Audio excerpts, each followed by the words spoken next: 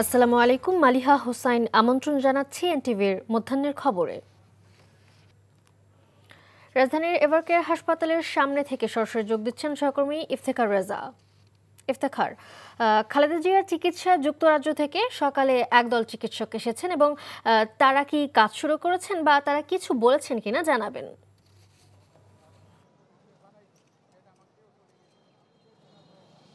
মিলি, আমরা যতটুকু জানতে পেরেছি যে চিকিৎসক দল হাসপাতালের ভেতরে প্রবেশ করেছে এবং তাদের যে মেডিকেলের যে টার্মে যে কার্যপদ্ধতি সেই পদ্ধতি অনুযায়ী তারা কাজ শুরু করেছে বলে আমরা জানতে পেরেছি এবং তারা জানিয়েছেন যে এটি কিছুটা সময় সাপেক্ষ বিষয় এ সম্পর্কে বিস্তারিত জানানোর বিষয়ে, কারণ বেগম খালেদা জিয়ার যে শারীরিক যে অবস্থা সেই অবস্থা অনেকটাই জটিল। আমরা ইতিমধ্যেই জেনেছি তিনি গত 23 নভেম্বর মূলত শ্বাসকষ্টের কারণে বা শ্বাসকষ্টের জটিলতায় তিনি এভারকেয়ার হাসপাতালে ভর্তি হন এবং পরবর্তীতে তার যে শারীরিক অবস্থা সেই শারীরিক অবস্থার অবনতি ঘটতে থাকে এবং তিনি এক পর্যায়ে সিসিইউতে ভর্তি হন সে পর্যন্ত আমরা জানতে পারি। তো সেক্ষেত্রে তার বিদেশ যাত্রায় যে শারীরিক অবস্থা সেই ক্ষেত্রে তার জটিলতা থাকলে বা অনেকটা ঝুঁকি থাকলে বিদেশ থেকেই ডাক্তার বাংলাদেশে তার চিকিৎসায় নিয়ে আসার যে ব্যবস্থা সেই ব্যবস্থা করা হয় এবং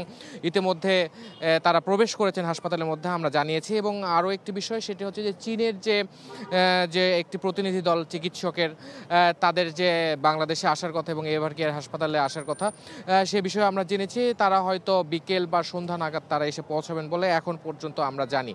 এবং আমি আপনাকে জানিয়ে রাখতে চাই যে বেগম জিয়ার মূলত ডায়াবেটিক, হৃদরোগ, আর্থ্রাইটিস সহ লিভার সহ বিভিন্ন শারীরিক জটিলতায় মূলত ভুগছেন তিনি এবং তাকে বিগত 17 বছর যে নানা রকম রাজনৈতিক যে হেনস্থা বা বিভিন্ন ধরনের যে বিভিন্ন হয়রানির মধ্যে দিয়ে যেতে হয়েছে এবং তিনি বেশ বয়োজ্যেষ্ঠ হওয়ার কারণে মূলত এই সব মিলিয়ে মূলত তার শারীরিক অবস্থা কিছুটা নাজুক অবস্থায় ছিলই আগে থেকে এবং পরবর্তীতে তিনি হঠাৎ করেই অসুস্থ হয়ে পড়েন এবং এভারকেয়ার হাসপাতালে ভর্তি আছেন। তবে গতকাল তার যিনি ব্যক্তিগত চিকিৎসক বিএনপির স্থায়ী কমিটির সদস্য ডাক্তার AZM জাহিদ হোসেন তিনি অনুরোধ জানিয়েছেন যাতে করে এই বেগম জিয়ার যে চিকিৎসা ব্যবস্থা সেই ব্যবস্থা সম্পর্কে যাতে যে ভ্যালিড যে ব্যক্তি আছেন বা গ্রহণযোগ্য যে ব্যক্তি সেই ব্যক্তির মাধ্যমে যাতে তার সর্বশেষ অবস্থা জানানো হয় গণমাধ্যমে। তো এই ছিল সর্বশেষ। মালিহা, জানছিলাম বেগম খালেদা জিয়ার স্বাস্থ্যের খবর। আগামী সপ্তাহে জাতীয় নির্বাচনের তফসিল হবে বলে জানিয়েছেন নির্বাচন কমিশনার আবুল ফজল মোহাম্মদ সানাউল্লাহ। সকালে নির্বাচন কমিশন ভবনে জাতীয় নির্বাচন উপলক্ষে সাংবাদিকদের এক ট্রেনিং অনুষ্ঠানে তিনি এই কথা বলেন। কমিশনার বলেন, আগামীতে গণতান্ত্রিক পথযাত্রা কেমন হবে তার একটা টোন সেটিং হতে যাচ্ছে সামনের নির্বাচন। দেশের নির্বাচন ব্যাপকভাবে ক্ষতিগ্রস্ত হয়েছে উল্লেখ করে কমিশনার সানাউল্লাহ বলেন, সেটাকে পুনরায় মেরামতের চেষ্টা করা হচ্ছে। জাতির স্বার্থে ভালো নির্বাচন হতেই হবে উল্লেখ করে তিনি জানান, সেক্ষেত্রে সবাইকে নিজ নিজ দায়িত্ব সচেতনভাবে পালন করতে হবে। ভুয়া সাংবাদিকরা যেন কোথাও কার্ড নিয়ে যেতে না পারে সেজন্য QR কোডের ব্যবস্থা রাখা হয়েছে বলেও জানান তিনি। বাংলাদেশের নির্বাচন ব্যবস্থা আমরা যদি বলি ব্যাপকভাবে ক্ষতিগ্রস্ত হয়েছে, সেই ক্ষতিগ্রস্ত নির্বাচন ব্যবস্থাকে আমরা রিপেয়ার করে সঠিক অবস্থায় ফেরত আনতে চাচ্ছি। একটা ইমপ্লোডেড সিস্টেমকে আবার আমরা রিঅর্গানাইজ করে রিস্ট্রাকচার করার চেষ্টা করছি। সো এখানে আমি মনে করি কোনো একটি পক্ষে এটা করা সম্ভব নয়। এটা একটা সমন্বিত উদ্যোগ হতে হবে, এটা একটা জাতীয় উদ্যোগ হতে হবে। আগামী ফেব্রুয়ারিতে জাতীয় নির্বাচন ও গণভোট অনুষ্ঠিত হবে উল্লেখ করে প্রধান উপদেষ্টা অধ্যাপক মোহাম্মদ ইউনূস জানান, শান্তিপূর্ণ ও উৎসবমুখর পরিবেশে এই নির্বাচন অনুষ্ঠিত হবে। জাতি এই নির্বাচন নিয়ে গর্ব করবে। সকালে মিরপুর সেনানিবাসে ন্যাশনাল ডিফেন্স কোর্স এবং আর্মড ফোর্সেস ওয়ার কোর্স 2025-এর সমাপনী অনুষ্ঠানে প্রধান অতিথি হিসেবে বক্তব্যে তিনি এই কথা বলেন। প্রধান উপদেষ্টা বলেন, ফেব্রুয়ারিতে সুষ্ঠু নির্বাচন আয়োজনে প্রস্তুতি নিচ্ছে সরকার, আর সেক্ষেত্রে সশস্ত্র বাহিনীর সহযোগিতা কামনা করেন তিনি। প্রধান অতিথি তার শুভেচ্ছা বক্তব্যে সফলভাবে প্রশিক্ষণ সম্পন্ন করার জন্য অংশগ্রহণকারী কোর্স সদস্যদের আন্তরিক অভিনন্দন জানান। তিনি আশা প্রকাশ করেন, বছরব্যাপী নিষ্ঠা ও অধ্যবসায়ের মাধ্যমে অর্জিত জ্ঞান ও অভিজ্ঞতা জাতীয় উন্নয়ন, নীতি প্রণয়ন এবং কৌশলগত সিদ্ধান্ত গ্রহণে কার্যকরী ভূমিকা রাখবে।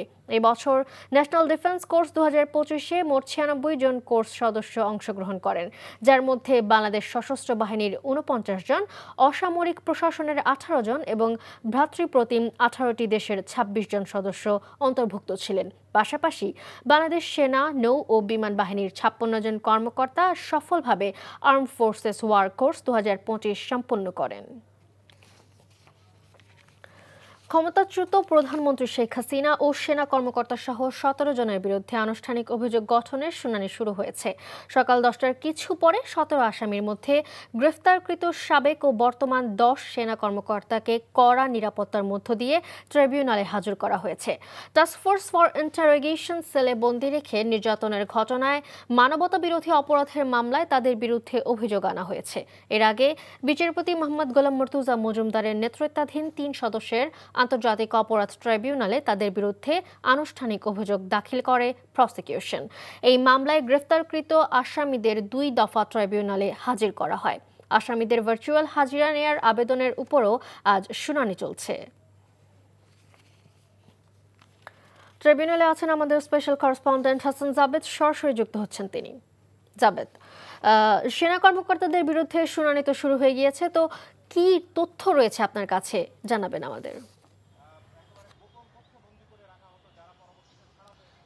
মালিহা, আজকে গুমের মামলায় সাবেক ক্ষমতাচ্যুত প্রধানমন্ত্রী শেখ হাসিনা সহ 17 জনের বিরুদ্ধে আনুষ্ঠানিক অভিযোগ গঠনের শুনানি ঠিক 11টা 53 মিনিটে শুরু হয়েছে প্রধান ট্রাইব্যুনালের যে চেয়ারম্যান বিচারপতি গোলাম মর্তুজা মজুমদারের নেতৃত্বাধীন 3 সদস্যের ট্রাইব্যুনালে।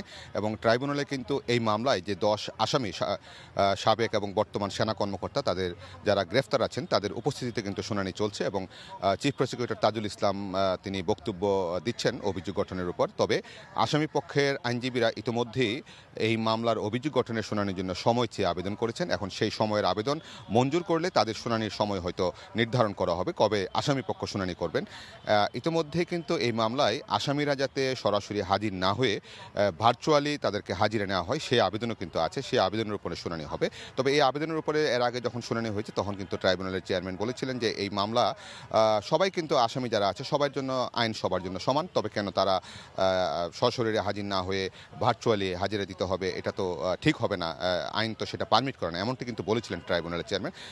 তারপরেও শুনানি শেষ হলেই কিন্তু বোঝা যাবে যে আসলে তাদেরকে সশরীরে কি ট্রাইব্যুনালে আসতে হবে হাজিরা দেওয়ার জন্য নাকি ভার্চুয়ালি নেওয়া হবে। তবে আজকে কিন্তু তারা 3য় দফায় এই ট্রাইব্যুনালে 10 জনকে হাজির করা হলো। এর আগেও তাদেরকে 2 দফায় হাজির করা হয়েছিল এবং আজকেও কিন্তু সকাল 10টা 15 মিনিটে তাদেরকে একটি শীতাতপ নিয়ন্ত্রিত প্রিজন ভ্যানে করে সেনানিবাসের যে বিশেষ কারাগার সেখান থেকে আনা হয়। এবং ট্রাইব্যুনালের আজকে যে শুনানির শুরুতে কিন্তু তাজুল ইসলাম বলেছেন যে গত 15 বছরের যে গুমের রাজত্ব ছিল, একটা অন্ধকার যুগ ছিল, কিভাবে মানুষকে আটক রেখে সরকার বিরোধী বক্তব্য দিলে অর্থাৎ রাজনৈতিক বক্তব্য নেতাকর্মী যারা ছিলেন বিরোধী মত দমনে কিভাবে এই র্যাবকে ব্যবহার করে তাদেরকে টিএফআই সেলে নিয়ে নির্যাতন করা হতো, গুম রাখা হতো, সেই সব চিত্র কিন্তু তিনি তুলে ধরছেন ট্রাইব্যুনালের সামনে চিফ প্রসিকিউটর তাজুল ইসলাম। তো এখনও শুনানি চলছে, তারপরে আমরা বুঝতে পারবো যে তাদের আবেদনগুলি কি গ্রহণ করা হবে নাকি বা পরবর্তী শুনানি কবে হবে। জানছিলাম ট্রাইব্যুনালের খবর। সরকারি হাই স্কুলের শিক্ষকরা আন্দোলন প্রত্যাহার করলেও সরকারি প্রাথমিকের শিক্ষকরা 3 দফা দাবিতে এখনও কর্মবিরতি পালন করছেন। রাজধানীর গভর্নমেন্ট ল্যাবরেটরি স্কুলে আছেন সহকর্মী জুবায়ের প্রধান, সরাসরি যোগ দিচ্ছেন তিনি। জুবায়ের, সরকারি প্রাথমিক বিদ্যালয়ের শিক্ষকরা কি বলছেন, তাদের দাবি কি? বছর তো শেষ হয়ে গেল, শিক্ষার্থীদের কি পরীক্ষা হবে না?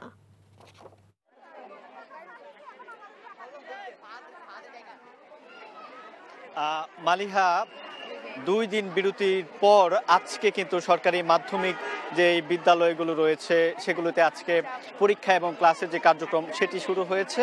তারা কিন্তু 1 তারিখ থেকে সেই যে কর্মবিরতির যে ঘোষণা 4 দফা দাবিতে সেটি তারা করেছিলেন। একই সাথে আমরা দেখেছি যে সরকারি প্রাথমিক বিদ্যালয় যেটি রয়েছে সেখানেও কিন্তু তারা কর্মবিরতি পালন করেছেন, যেটি বিচ্ছিন্নভাবে এখনো কিন্তু বেশ কিছু জায়গায় সেটি কিন্তু চলমান রয়েছে। তবে মাধ্যমিক বিদ্যালয়ের সেটি গতকালকে শিক্ষা উপদেষ্টার সাথে সচিবালয়ে কিন্তু তাদের যে প্রতিনিধি যারা রয়েছেন তারা কিন্তু গিয়ে সেখানে কথা বলেছেন এবং সেই আলোচনার পরিপ্রেক্ষিতে সেটি কিন্তু গতকালকে তারা প্রত্যাহার করেছেন এবং আজকে থেকে কিন্তু ক্লাস এবং পরীক্ষার যে কার্যক্রম সেটি শুরু হয়েছে। আমরা এখানে অভিভাবক যারা রয়েছেন তাদের সাথে কথা বলেছি, তারা যেমনটা জানিয়েছেন যে রাতে জানানোর ফলে তাদের যে আজকে পরীক্ষা বাচ্চারা অনেকেই ঘুমিয়ে পড়েছিলেন কিংবা তাদের যে প্রিপারেশন নেওয়ার পড়াশোনার যে প্রস্তুতি সেটি তারা নিতে পারেনি, যার প্রভাব কিন্তু আজকের পরীক্ষাতে কিন্তু পড়েছে, এরকম অভিযোগ তাদের পক্ষ থেকেও রয়েছে।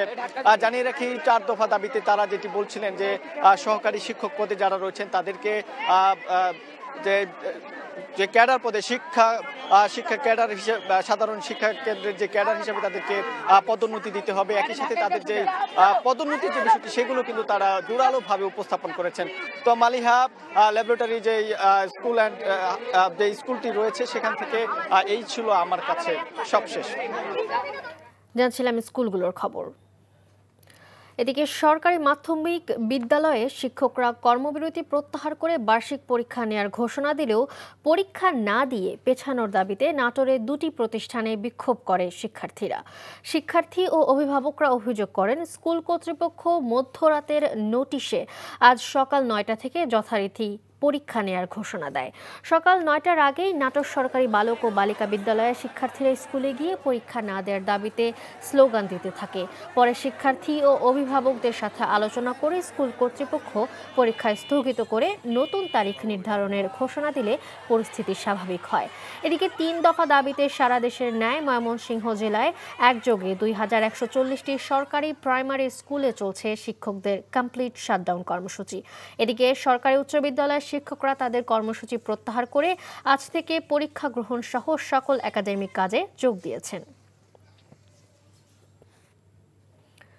পাবনার ঈশ্বরদীতে 8টি কুকুরছানা বস্তাবন্দি করে পুকুরে ডুবিয়ে হত্যার মামলায় উপজেলা ক্ষুদ্র কৃষক উন্নয়ন ফাউন্ডেশনের কর্মকর্তা হাসানুর রহমান নয়নের স্ত্রী নিশি রহমানকে গ্রেফতার করেছে পুলিশ। গতরাতে উপজেলা প্রাণী সম্পদ কর্মকর্তা ক্লিমা খাতুন বাদী হয়ে ঈশ্বরদী থানায় মামলাটি করেন। সকালে ঈশ্বরদী সার্কেলের অতিরিক্ত পুলিশ সুপার প্রণব কুমার বলেন, মামলার পর গত রাত 1:30টার দিকে ঈশ্বরদী পৌর সদরের রহিমপুর গার্লস স্কুলের পাশের একটি বাসার 4তলা থেকে নিশি খাতুনকে গ্রেফতার করা হয়। আইনগত প্রক্রিয়া শেষে তাকে আদালতে সোপর্দ করা হবে। মৃত ছানাগুলো দেখে মা কুকুরটি প্রচণ্ড আর্তনাদ করতে করতে অসুস্থ হয়ে পরে উপজেলা প্রাণী সম্পদ বিভাগের কর্মীরা কুকুরটিকে চিকিৎসা দেন। ওনার ছেলে বলল যে আমার আম্মু ময়লা ফেলানির ব্যাগের ভিতর করে বাইরে পুকুরে ফেলাই দিচ্ছে, যে এভাবে অমানবিকভাবে এই নিরীহ বাচ্চাগুলোকে হত্যা করতে পারছে, কালকে যে সে মানুষ হত্যা করবে না এমন তো বলা যায় না। আর রাত্রেবেলা সারা রাত প্রায় কুকুরের মেইন গেট এবং জানুবের বাড়ি আর যে জায়গায় বাচ্চা দিছিল ওই জায়গা খালি দৌড়াদৌড়ি পাচ্ছে আর চিকা পাচ্ছে। সকালে দেখার পরে ওখানে নিয়ে যায়, আমরা তার ওখানে মাটি খুঁড়ে আমি ওখানে কবর দিই। মেহেরপুরের গাংনী উপজেলার তেঁতুলবাড়িয়া সীমান্ত দিয়ে 30 জনকে পুশিন করেছে বিএসএফ। বিজিবির পাঠানো প্রেস বিজ্ঞপ্তিতে জানানো হয়, তেঁতুলবাড়িয়া বিওপির দায়িত্বপূর্ণ এলাকার সীমানা রেখার 140 নম্বর পিলারের প্রায় 100 গজ ভেতরে 30 জনকে ঠেলে বাংলাদেশে পাঠায় বিএসএফ। বাংলাদেশে ঠেলে পাঠাবার আগে এরা ভারতের বিভিন্ন কারাগারে দীর্ঘদিন বন্দী ছিল। পুশিন হওয়া ব্যক্তিদের মধ্যে 16 জন পুরুষ, 10 জন নারী ও 4 শিশু রয়েছে।